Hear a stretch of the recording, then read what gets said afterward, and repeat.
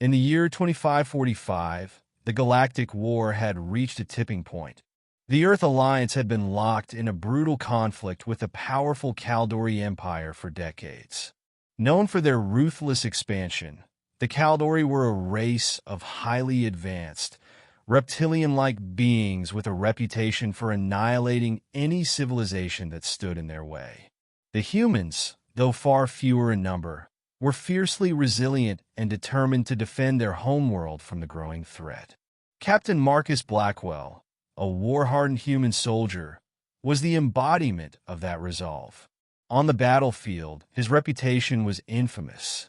To the enemy, he was known as the Bloodthirsty Captain, feared for his brutal tactics and relentless drive to win at any cost. His hands were stained with the blood of countless battles, but he had never hesitated to do whatever it took to protect his people. One fateful day, Marcus found himself on the desolate planet of Zentar Prime, a Kaldori stronghold where the human forces had launched a major strike to weaken the enemy's grip. The battle was fierce, and the humans had been making headway, pushing deeper into the Kaldori territory. But as Marcus and his unit moved through the dense alien jungle, they stumbled upon something unexpected: a lone Kaldori girl. She was young, barely past adolescence by Kaldori standards, and she was wounded, badly injured from a skirmish with human forces. Her scales, usually a shimmering emerald green, were dull with the blood that stained her skin. Her breathing was shallow, and she seemed to be on the verge of death. The soldiers had orders to leave no enemy alive, but something about the girl stopped Marcus in his tracks. His mind raced with the cold logic of war. Every part of him screamed to end her life. This Kaldori girl would grow up to fight for her empire, and perhaps one day she would be the one to bring harm to his people. But something in her eyes, something almost human in her gaze, stopped him. She looked like a child, terrified and helpless.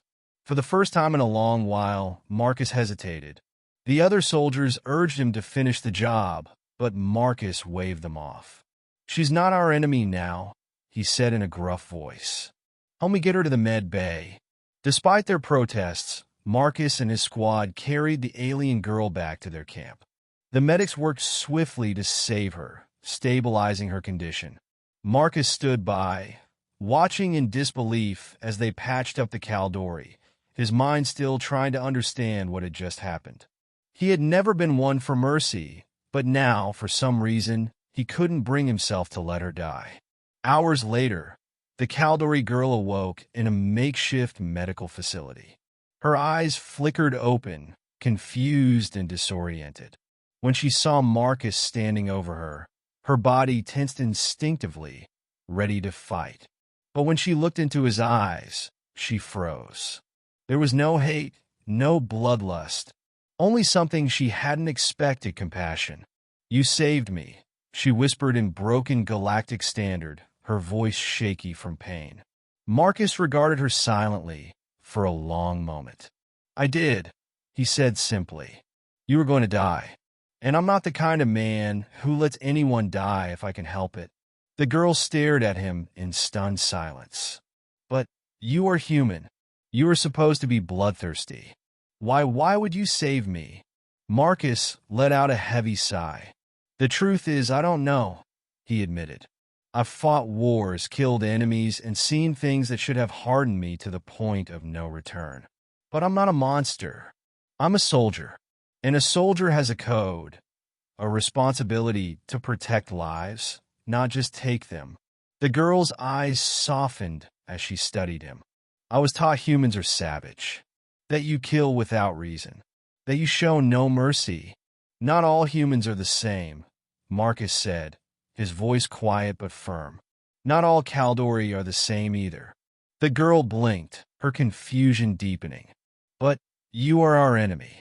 You've destroyed my people, killed my kin. How can you possibly save me after everything?"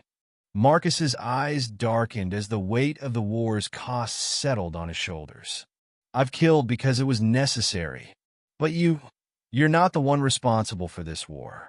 And you're not the one who started it. You're just a girl caught in the middle.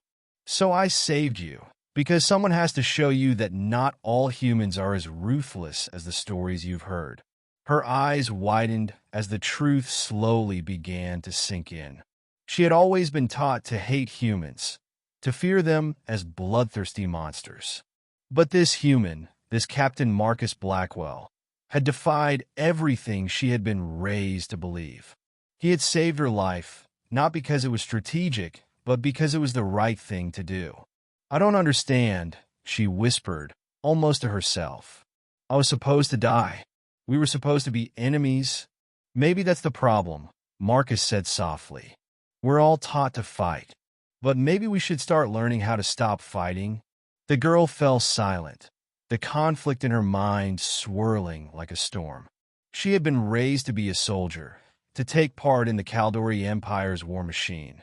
But this human soldier, this bloodthirsty killer, had shown her something she never thought possible: mercy. Days passed, and the girl, whom Marcus had come to know as Ysola, slowly recovered. The human soldiers took care of her, and Marcus, though still a hardened warrior, found himself growing curious about the Kaldori girl. She wasn't like the others. She wasn't born to be a killer, despite the blood on her hands. She was just a young soul, trying to survive. As they spent more time together, an unexpected bond formed between them. Marcus and Ysola began to understand each other, their conversations bridging the vast gap between their worlds. They both had their scars, their histories of violence and loss, but they both had the potential for something more. And then a turning point came. The Kaldori forces, alerted to Ysola's disappearance, arrived on Zentar Prime, intent on hunting her down. The human forces, now fully engaged in a war to protect their new ally, found themselves in the crossfire of a battle that would decide the fate of the planet. Marcus stood beside Ysola as the Kaldori troops advanced. "You don't have to fight, you know," he said, his voice steady. "I'll protect you. I won't let them hurt you." Ysola turned to him, her expression a mixture of disbelief and gratitude. "I don't know if I can leave my people," she said quietly, "but I don't want to fight anymore. Not like this." Marcus gave her a small, understanding nod. "Then we'll find another way. Together." In that moment, Ysola made a choice.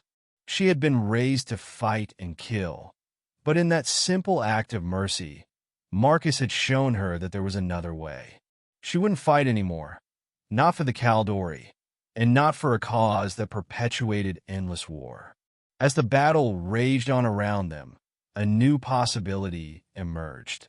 Marcus and Ysola, an unlikely pair, became symbols of hope in a galaxy consumed by conflict. Together, they would fight not for destruction, but for the promise of peace.